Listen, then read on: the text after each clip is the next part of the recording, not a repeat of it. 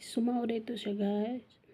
Na problema ko sa akong mga bugas-bugas sa naong pag-abot na ako diri sa Saudi. Gibugas-bugas man ko dili man mawadaan kog bugas mga duha ka buok, tulo, murag lain.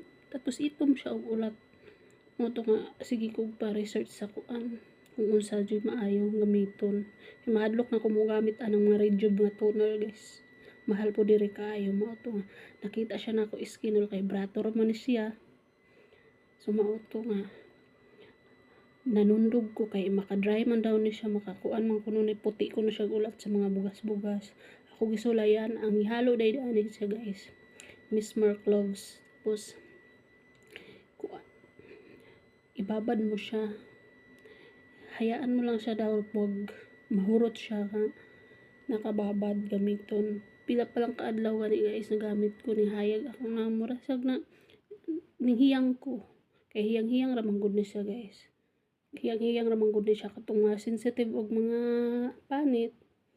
Maniid lang mo kuan kung gusto ninyo mo gamit kasi ako nahiyang jud ko ako ang mga bugas-bugas wala murag na anam na siya dili na siya mo balik. Salamat ay sa pagpaminaw, pagtan-aw.